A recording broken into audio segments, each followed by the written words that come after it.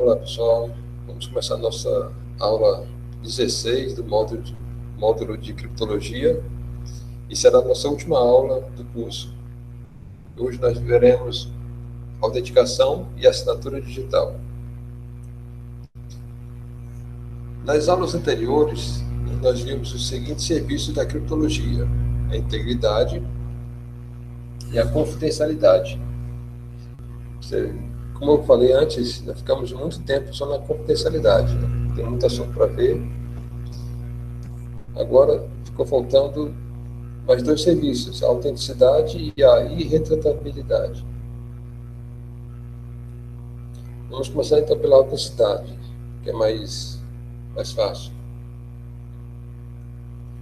O objetivo da autenticidade é permitir aos comunicantes que eles provem quem eles são. Okay? Então, nesse momento, a confidencialidade então não é importante. A mensagem que está sendo enviada, ela pode ser lida. O que nos importa é saber que a mensagem provém de que a gente pensa que é. Vamos começar então mostrando a diferença entre o MIC e o MAC. O MIC quer dizer o código, né, de integridade da mensagem, Message Integrity Code. E o MAC é o código de autenticidade da mensagem, código de autenticação da mensagem. Não é muito comum você encontrar essa expressão MIC, né? É muito mais, com certeza o MAC é muito mais conhecido. Mas os dois, eles acompanham a mensagem, ok?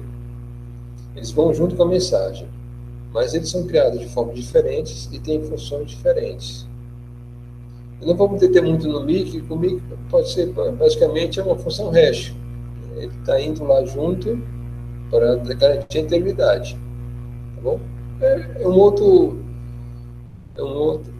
termo para de gesto, então função hash.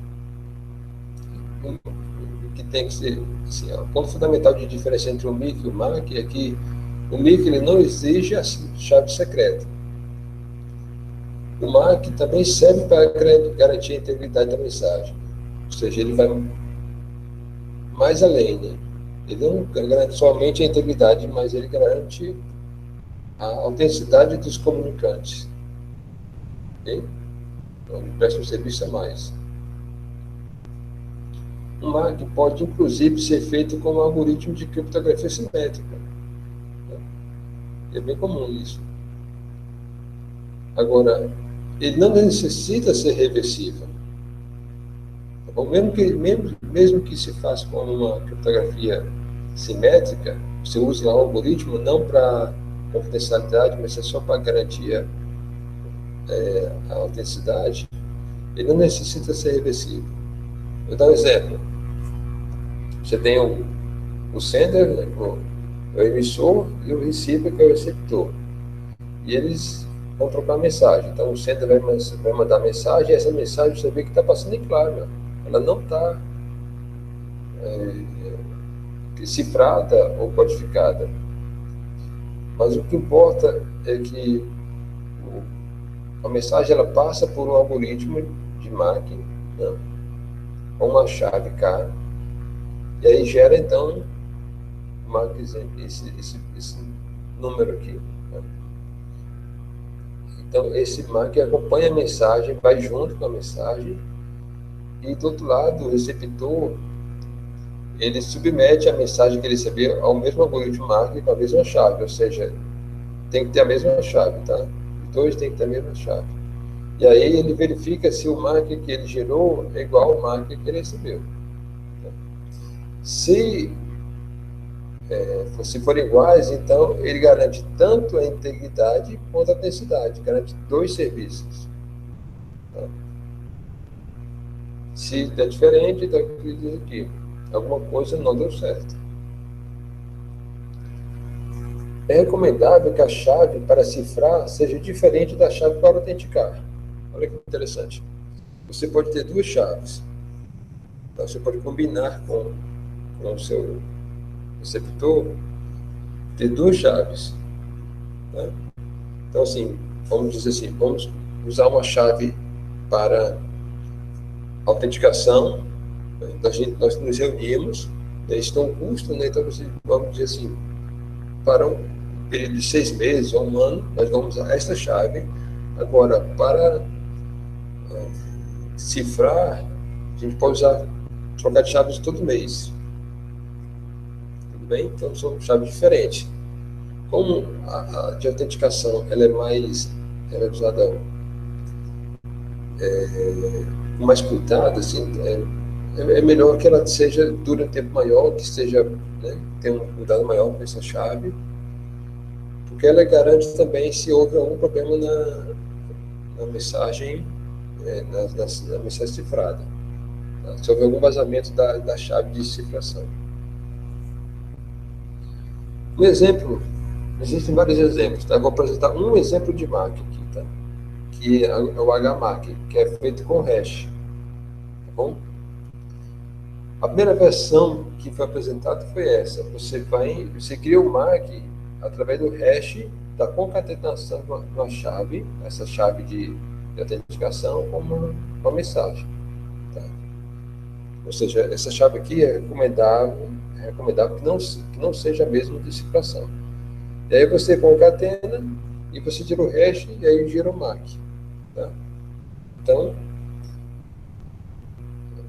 atende os requisitos, mas só que percebeu que existe uma fragilidade aqui. Você pode aumentar a mensagem, já que ela é conhecida, pode gerar um hash diferente. O mesmo hash, você ir colocando algum valor aqui a mais na mensagem. Então, o que fizeram?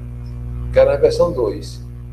Então, você garante que a mensagem está coberta na frente e atrás. Não vai haver acréscimos na mensagem. Mas mesmo assim, ainda é possível provar que ainda tem umas certas fragilidades. Então, hoje a versão de um HMAC é mais ou menos essa aqui, tá? Onde você tem um hash do hash, tá? Você tira um hash primeiro da chave com a mensagem, concatena com a chave de novo e tira o hash. Aí, até agora não foi descoberta nenhuma falha nenhuma fragilidade nessa construção. O MAC, então, ele fica entre o MIC e a assinatura digital. Então, ele provém algo a mais do que o MIC, mas não chega a ser uma assinatura digital. Por quê?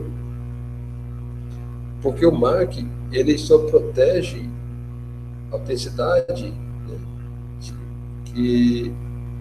de uma terceira parte, tá? Mas entre o emissor e o receptor, nessa situação, como eles vão garantir que a mensagem veio do receptor ou do emissor? Tá?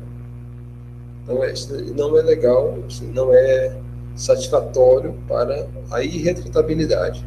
Tá? Que a retratabilidade é o próximo serviço que nós vamos ver.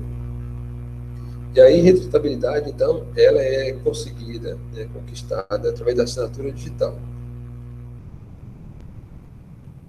A assinatura digital, então, ela é o mais recente serviço prestado pela criptologia.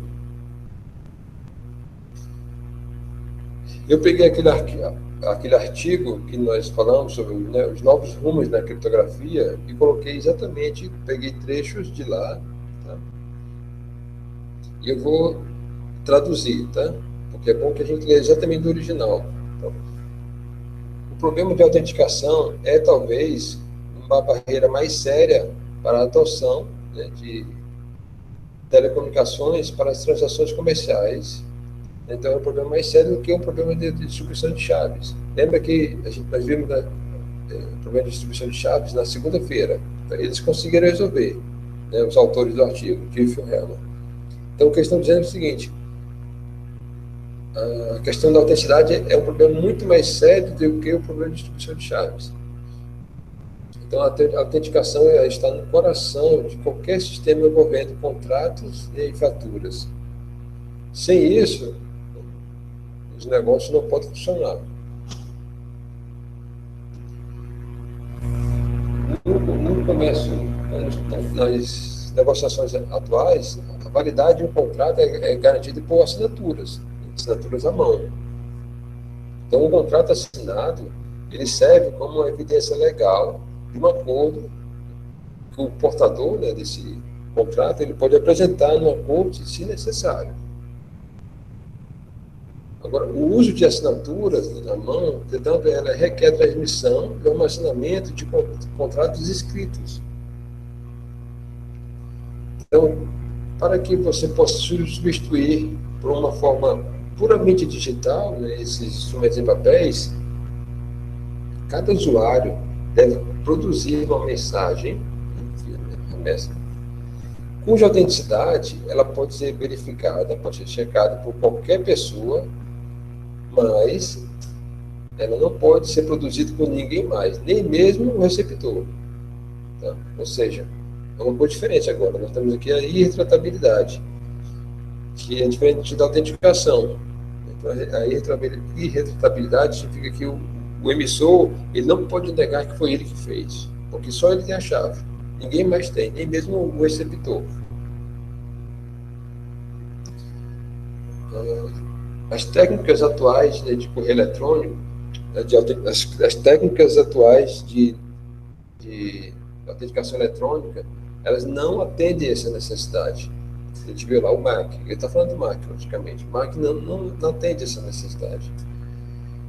Elas provêm proteção contra, né, mensagens forjadas de terceiras partes, mas, né, ela não protege contra disputas entre um transmissor e o receptor, que é basicamente o comércio eletrônico. Nós estamos falando aqui de comércio eletrônico, que não é agora... são disputas entre o vendedor e o comprador. Tá? Não é mais agora entre uma terceira parte. Então, para desenvolver um sistema capaz, né, de substituir os contratos escritos de uma forma puramente eletrônica de comunicação, ele diz aqui, nós devemos descobrir um fenômeno digital, ou seja, ele quer alguma coisa que não sabe o que é, ele chamou aqui de fenômeno digital, com a mesma propriedade de uma assinatura escrita. Bom, olha que interessante, porque esse artigo foi escrito em 76. Você imagina uma pessoa lendo isso em 1976. Parecia coisa assim do futuro, né? E hoje é o nosso normal. Nós fazemos compras pela internet quase que diariamente. Assim, é muito comum. E isso se tornou realidade. Mas isso aí era coisa meio futurista. E aqui eu trago o mesmo slide que nós vimos na aula anterior, da criptografia assimétrica, quando a gente vai buscar aqui a confidencialidade, né? O emissor, só relembrando aqui esse slide, o emissor vai mandar mensagem para o receptor e ele tem que saber a chave pública, né, do receptor. No caso aqui, vamos dizer que o Bob precisa saber a chave pública da Alice. Então ele cifra com a chave pública e aí manda mensagem, e só quem pode desfazer essa ação é a chave privada. Agora vamos imaginar no sentido inverso. A Alice quer mandar uma chave usando esse mesmo sequência aqui para o Bob. Então ela cifra com a chave privada dela. Bom, se ela cifrar com a chave privada, com certeza ela não está preocupada com confidencialidade, porque qualquer pessoa com a chave pública pode abrir essa criptografia. Então, nesse esquema aqui, né, a cifração ela não garante a confidencialidade, mas ela garante o quê? O povo ter certeza de que veio da Alice. Ninguém mais produziu essa mensagem, somente a Alice. Tá? É mais ou menos esse raciocínio que está por trás da assinatura digital, que a gente vai ver aqui. Então, aqui é o esquema de assinatura digital. Você tem um assinante, agora, tá aqui o signer, que vai mandar uma mensagem para uma pessoa, e essa pessoa precisa verificar se recebeu a mensagem exatamente correta, assinada pelo assinante. Tá? Então, aqui é a mensagem. Então, essa mensagem chega do outro lado como Emilinha. Eu chamei aqui de Emilinha, ou seja, ela é candidata. Né? Ela é uma candidata. Ela diz, olha, cheguei aqui a mensagem, mas quem garante que essa mensagem Emilinha, né, Emilinha é igual a mensagem que saiu? Né? Como é que é feito isso? O assinante, ele passa a mensagem para um algoritmo de hash, tá? E aí gera o digesto, está aqui o digesto. E ele cifra o digesto com a chave privada dele. Tá? E aí ele envia, está aqui. O C aqui, então, não é a mensagem cifrada, mas é o hash cifrado. Então, isso aqui acaba sendo, então, a assinatura digital. E aí chega do outro lado, a pessoa que vai verificar, então, ele usa a chave pública para decifrar, né? Ou seja, ele abre a assinatura digital, tira o hash de dentro e agora submete a mensagem em linha com um algoritmo de hash, e aí verifica se o hash que ele gerou é igual ao hash que estava dentro lá da caixinha, né, protegida, que foi enviada pelo assinante, né, na assinatura digital. Então, esse é o processo de assinatura digital, tá bom? Então, você percebe duas etapas aqui. Uma é gerar o hash e a outra é cifrar com a chave privada, tá? Isso que eu vou colocar aqui. A assinatura digital é feita em duas etapas. Etapa 1, obter o digesto da mensagem, ou do documento que está sendo assinado. E o segundo é criptografar o digesto com a chave privada. Isso aí é tão comum você ouvir um erro, esse erro, que a pessoa dizer que, então, a assinatura digital, então, é a assinatura do hash. Não, a gente não assina o hash. Nós criptografamos o hash, tá? Com a chave privada. São duas etapas. Se faltar uma dessas etapas, então não é assinatura digital. É outra coisa menos que assinatura digital. Tá bom? Estou falando isso porque vocês vão ouvir isso aí realmente. Isso aí eu escuto demais. Tanto às vezes de leigo e às vezes até de profissional. Que o hash foi assinado. Não assinamos o hash. Agora, como saber se a chave pública que se tem em mãos é realmente de uma determinada pessoa? E como é que o Bob sabe que aquela chave pública é da Alice? Agora, imagina, vamos expandir esse problema. Imagina que dá um contexto que tem uma sociedade que tem milhões de pessoas com as suas chaves públicas e privadas. Como garantir que essas chaves públicas são das pessoas? Aí que entra, então, a PKI. O que é o PKI? Public Key Infrastructure. Que é o quê? Uma infraestrutura de chaves públicas. Tá? Então, esse é um curso que precisa saber, conhecer, sair do curso sabendo o que é. O que é um ICP? É um órgão, que pode ser público ou privado, que assume o papel de terceira parte confiável. Tá? Lembra na aula de segunda-feira que nós falamos, não, foi na aula de quarta, de aquela ideia de colocar os cadeados nos correios, para que a pessoa possa enviar para mim, trancar a caixa com o meu cadeado. É o mesmo raciocínio. Então, essa terceira parte confiável então, é a ICP. Tá? É lá que todo mundo deposita as suas chaves públicas. Né? No caso do Brasil, a nossa ICP ela foi criada em 24 de agosto de 2001, né, pela medida provisória 2200/2, tá? E ela foi denominada de ICP Brasil. Então, esse é o nome que a gente precisa saber. Nós temos a ICP Brasil. Foi criada ainda na época do presidente, do Fernando Henrique Cardoso, né? 2001. E aqui eu trouxe alguns artigos da medida provisória. Então, o artigo 1º é que fica instituída a ICP Brasil. Então, assim, esse artigo serve para dar o nome. Então, fica instituída a ICP Brasil para garantir a autenticidade, a integridade e a validade jurídica. Olha só. Então, além da autenticidade e da integridade, agora surgiu um outro serviço, que é a validade jurídica, ou seja, somente assinaturas digitais geradas dentro da ICP, ou seja, com chaves públicas e privadas, né, geradas pela ICP, têm validade jurídica. Ou seja, uma empresa pode gerar a sua ICP, tá? Mas ela não terá validade jurídica. Eu posso criar uma minha chave pública e disponibilizar na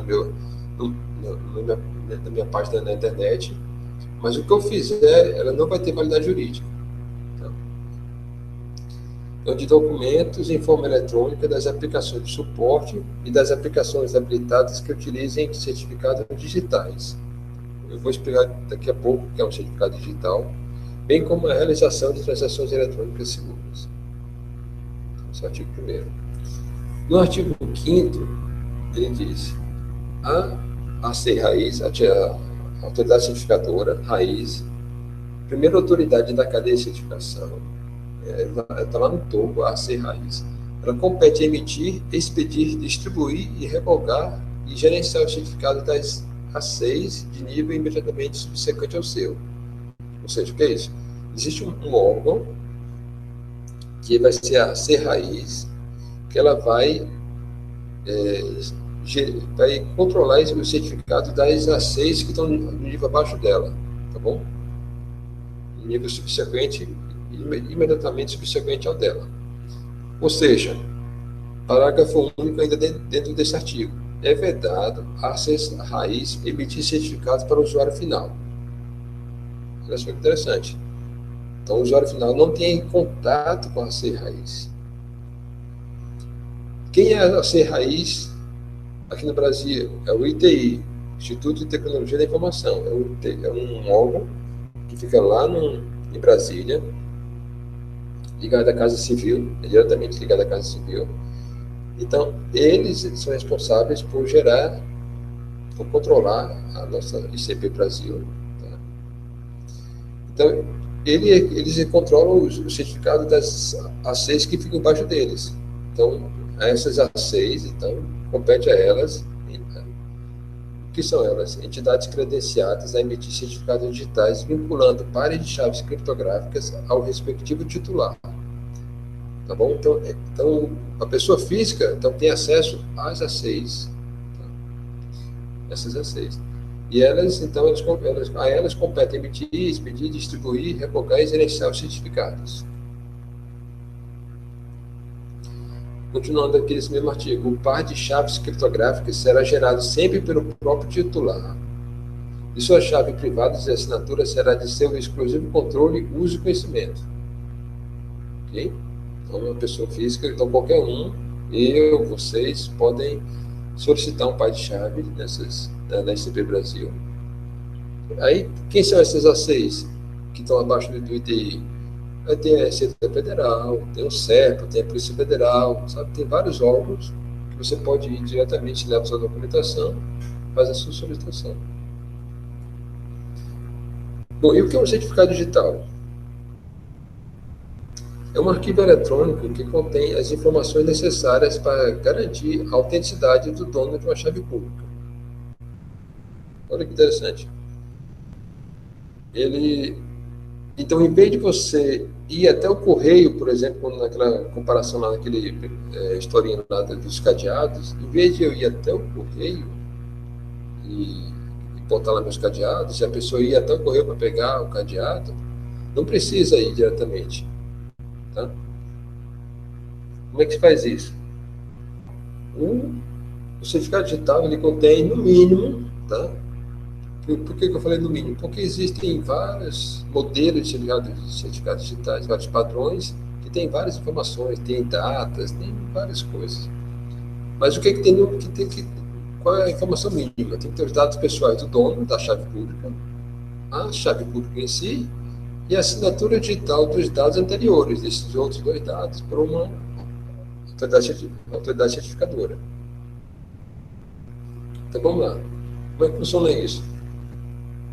Começando daqui, eu tenho um documento e eu fiz a assinatura digital. Tá? Só que só isso aqui você não garante. Você garante que a assinatura digital está ligada a esse documento, mas você não garante que essa assinatura digital foi provida por mim. Então, para eu garantir isso, eu envio também um certificado. Tá? O que tem nesse certificado? As informações mínimas que eu coloquei lá no slide anterior.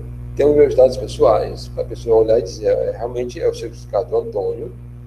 Tem aqui a chave pública dele e tem uma assinatura digital.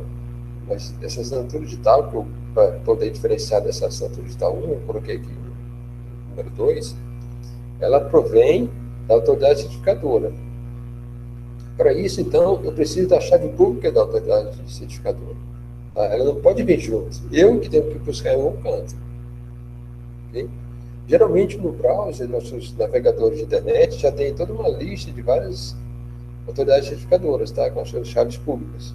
Por isso que está lá no browser, que ela não pode vir junto. Você tem que ter aqui entre mão. Então, com essa chave pública, eu posso validar essa assinatura digital. Ao validar a assinatura digital, eu estou validando a chave pública. Então, eu garanto, olha, você pode usar com certeza, essa chave pública é do Antônio. E aí, sim, com essa chave pública, eu posso validar essa assinatura, tá? Que aí garante todo o nosso esquema aqui. Entendeu? Então, para que serve o certificado? Ok? O certificado evita você ir até a terceira parte confiável e perguntar. Você não precisa ir até lá e perguntar, olha, essa chave pública é do Antônio? Não. Já vem um certificado, já garante que a chave pública, né, você consegue garantir que a chave pública é do Antônio.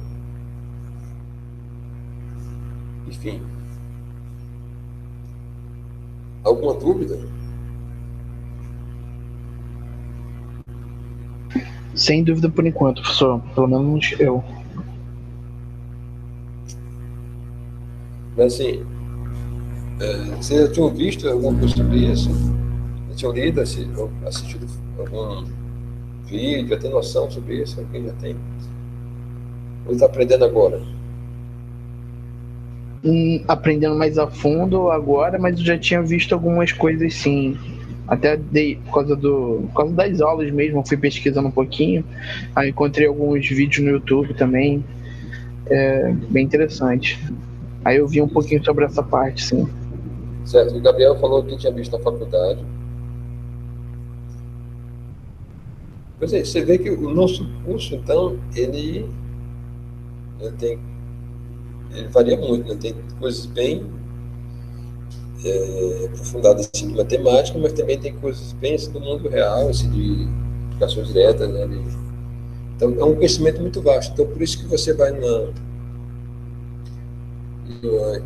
evento sobre criptologia, você pode assistir palestras tanto bem técnicas, né, dos fundamentos da matemática, da lógica, da computação, pode ver coisas bem de engenharia mesmo, né, como construir um chip criptográfico, ou então questões de humanas, como, por exemplo, as questões de privacidade, né, as questões legais de direito. Né? Então, assim, você pode ver um leque muito grande de assuntos. É por isso que eu gosto muito dessa área. Bem diversificada. Isso aí, pessoal. Se alguém tiver nenhuma pergunta a colocar, eu agradeço a paciência de vocês nesse curso. Eu espero ter motivado vocês a estudar mais a fundo essa área. Gostaria muito de vê-los pessoalmente no próximo ano, conhecer cada um de vocês pessoalmente. Estou muito feliz de ter chegado ao final do curso e ter visto tudo que eu tinha planejado apresentar a vocês. É isso. Alguém quer falar alguma coisa? Não, eu também fiquei muito satisfeito com as aulas. Conhecer a fundo isso aí era algo que eu sempre quis, assim, mas nunca sabia por onde começar, né? Então gostei bastante, sim. Pude aprender muito, assim, com as suas aulas e por fora também. E, professor, foi bem maneiro mesmo. Então aí, muito obrigado aí pelas aulas. Ok, obrigado. Então é isso, pessoal. Bom descanso para vocês, bom final de semana. Ok? Eu vou passar uma listazinha, né, para a gente ver esses últimos assuntos, e aí vai construir o último ponto da nota final. Vou passar hoje. Vai ter questões teóricas e ter questões de cálculo. Então é isso. Um abraço a todos, bom final de semana e bom descanso. Valeu, professor. Bom fim de ano aí também, professor. Aí. Até a próxima. Valeu, professor. Boas festas pro senhor. Obrigado. Tchau, professor.